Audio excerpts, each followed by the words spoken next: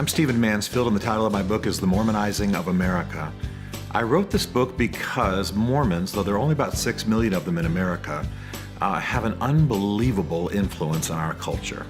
I'm not inherently saying that influence is evil or suspect, but you have, as we sit here right now, we're really living in a Mormon moment in America. The Book of Mormon's the biggest play on Broadway. Mitt Romney's at least one of the lead Republican contenders for president. Glenn Beck is one of the biggest broadcasters in America. You have 13 or 14 Mormons in Congress. The woman who wrote the Twilight series that's so popular about vampires, Stephanie Meyer, she's a Mormon. I think Mormonism is a fastest growing religion in America because the Mormons know something that a lot of other religious organizations don't, and that is people want to belong before they believe.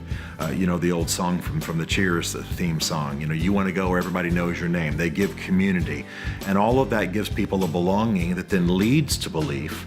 Whereas other religious organizations tend to insist on belief and then offer belonging. And the Mormons, I think, have it the right way, and frankly, they do far better than most Christian churches, and I speak as a Christian. There are a number of doctrines of Mormonism that really concern Americans because they're so outside of the American sort of Judeo-Christian mainstream. Probably the one that's the most controversial is the law of eternal progression.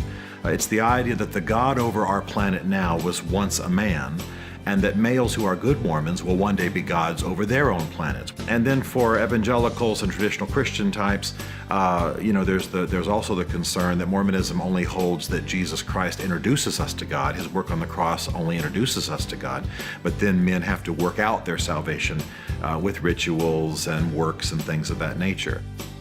What I want people to take away from my book, first of all, is an understanding of who Mormons are, what they believe, what their history is. The second thing I hope people come away from my book with is an understanding of how amazing it is that Mormons have achieved the level of influence they have today. And of course, what that influence is. What's the vision? What's the agenda? Where would Mormons take us if they could? Is Mormonism Christianity? Is it a cult? Are its doctrines in any way dangerous or insidious? What would it mean if we all became Mormon? What would that mean for men, women, families, the future of the country?